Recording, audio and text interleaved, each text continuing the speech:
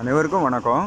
இப்போ நாம் பார்க்க போகிறது திருநெல்வேலி மாவட்டத்தில் அமைந்துள்ள பனகுடி என்ற மாநகரை பற்றி தான் நம்ம பார்க்க போகிறோம்.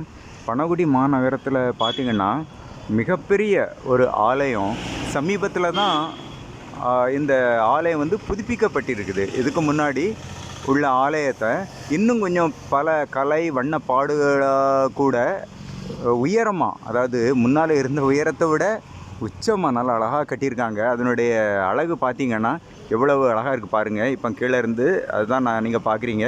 இது எதுலன்னா வள்ளியூரில் இருந்து அந்த நாகர்கோயில், அதாவது திருநெல்வேலி நாகர்கோயில் இடையில வள்ளியூர்னு ஒரு ஊர் வரும்ல, வள்ளியூர்லேருந்து கிட்டத்தட்ட ஒரு 10-20 கிலோமீட்டர்ஸுடைய ஒரு 7 கிலோமீட்டர்ஸ் தான் இருக்கும் அந்த பனகுடி வள்ளியூர்லேருந்து.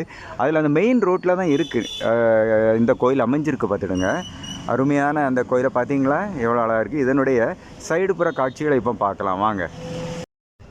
இந்த ஆலயம் புனித சூசையப்பர் ஆலயம். அந்த கொடி மரத்தை பார்த்தீங்களா?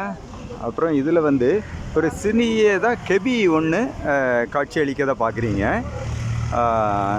கீழே புனித அந்தோனியார், மேலே மிக்கேல் அதிதூதர் காட்சி அளிக்குது.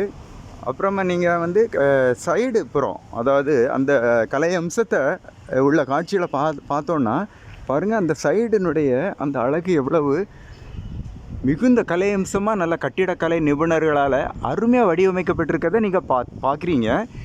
அதுதான் அந்த சைடு பகுதியை தான் நான் இப்போ உங்களுக்கு காட்டுறேன். அந்த சைடு பகுதியில் பார்த்திங்கன்னா அங்கே உயரத்தில் ஒரு சுரூபம் அற்புதமாக அமைஞ்சிருக்குது. அதை அந்த பின்புறம் போய் நான் படம் எடுத்து இப்போ நான் காட்டுறதுக்கு நான் போயிட்டுருக்கேன். இப்போ வாங்க பார்க்கலாம். இப்போ பின்புறம் தான் நாம் இப்போ அந்த பின்புற அழகை அருமையாக படம் பிடிச்சிட்ருக்கோம். அது இரக்கத்தின் ஆண்டவர் பார்த்திங்களா? அந்த ஜூம் போட்டு நான் இப்போ காட்டுறேன் பாருங்கள். இரக்கத்தின் ஆண்டவர் அற்புதமாக அருமையான சுரூபம் வடிவமைக்கப்பட்டிருக்குது. அந்த பின்புற காட்சிகளை நம்ம பார்த்துட்டோம், சைடு புற காட்சிகளையும் நம்ம பார்த்துட்டோம். இனி நாம் உட்புற காட்சிகளை பார்க்குறதுக்காக நாம்